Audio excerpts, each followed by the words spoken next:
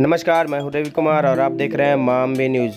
मजूरहंड के दिघी ग्राम में श्री श्री 1008 शिव परिवार प्राण प्रतिष्ठा सा ज्ञान महायज्ञ का आयोजन किया गया। इस आयोजन में यूपी के वृंदावन से पहुंची देविका दीक्षिका, जिसकी आयु मात्र 9 वर्ष है। जिस आयु में बच्चियां ठीक से पढ़ना लिखना तक नहीं जानती, उस आयु में देविका दीक्षिता ने भागवत कथा का संस्कृत भाव और हिंदी भाव दोनों रूपों में कहकर पूरे ग्रामीणों को मनमुग्ध कर दिया और उन्हें सब सुनने को ललायित हो रहे हैं और भीड़ उमड़ रही है।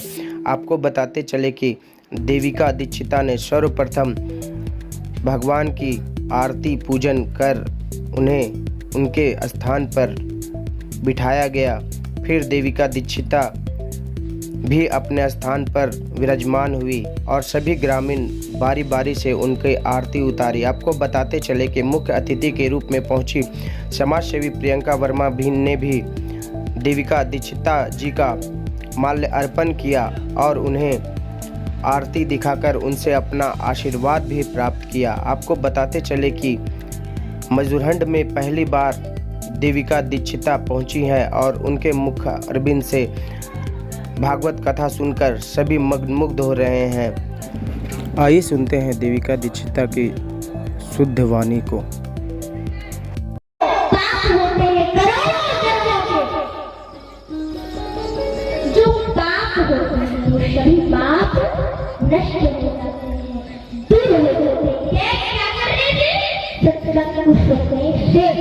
एक यदि हम सत्संग को सुनिए तो हमारे दोष, हमारे जो अपराध दूर हो जाते हैं, हमारे जो कष्ट होते हैं नष्ट हो जाते हैं। तो आप सभी को इतना सुंदर अवसर मिला है, सत्संग सुनने का अवसर मिला है।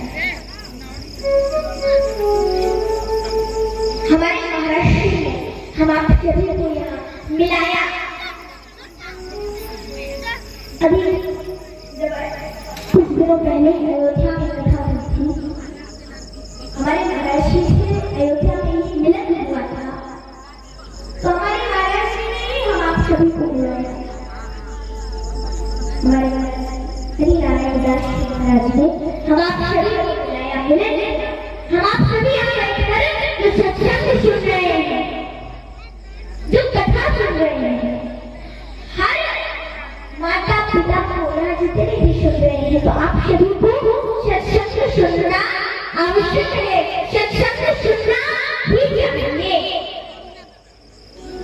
अब हम सत्संग सुनते हैं, सत्संग सुनने के जब हम सत्संग में आए, या जितने भी माता पिता है, आप सभी सत्संग में आए तो अपने बच्चों को भी सत्संग में आए, क्योंकि माता पिता के कर्मों के पुण्यों के अनुसार ही, माता पिता के कर्मों के पुण्यों के कारण ही हर बच्चे के अंदर संस्कार कहा है। सुशीलो मातृ पुण्येन पितृ पुण्येन चातुरः। सुशीलो मातृ पुण्येन पितृ पुण्येन चातुरः। बच्चा क्या सुशील होता है, किसके पुण्य से? माता पिता। सुशीलो मातृ पुण्येन पितृ पुण्येन चातुरः और वंश पुण्येन, और वंश पुण्येन आत्म पुण्येन भाग्यः। बच्चा माँ के कर्मों के पुण्यों के अनुसार ही बच्चा क्या होता है? सुशील होता है। माता के कर्मों के पुण्यों के अनुसार बच्चा सुशील होता है। सुशीलो मातृ पुण्येन। अब माता को जब बच्चा गर्भ में है तो माता को क्या करना चाहिए जिससे बच्चा सुशील हो जाए, बच्चे के अंदर सुंदर संस्कार आ जाए? क्या करना चाहिए? जब बच्चा जब संतान गर्भ में होती है, हर माता को जब संतान गर्भ में होती है, तब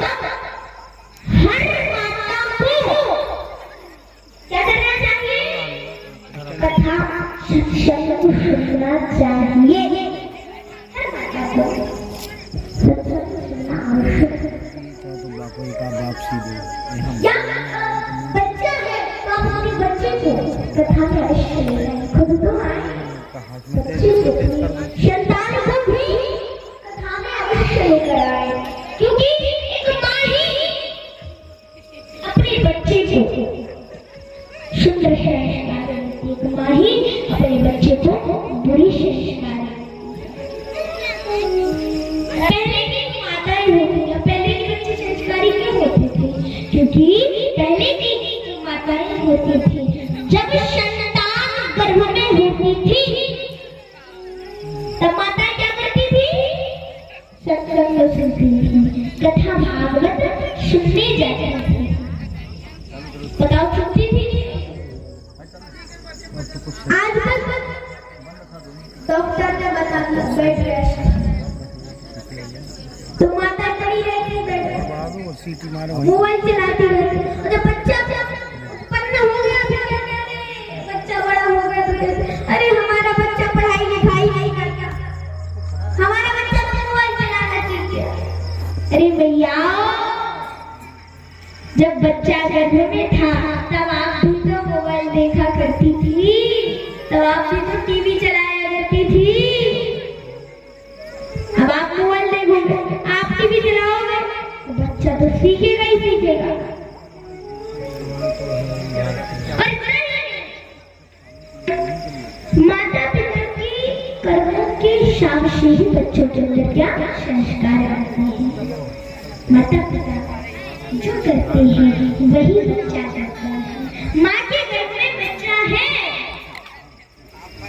तो संस्कार, जब अगर हमें अपने बच्चे के अंदर संस्कार लाना है, संतान के अंदर संस्कार लाने हैं, तो उसके लिए सत्संग में जाना पड़ेगा।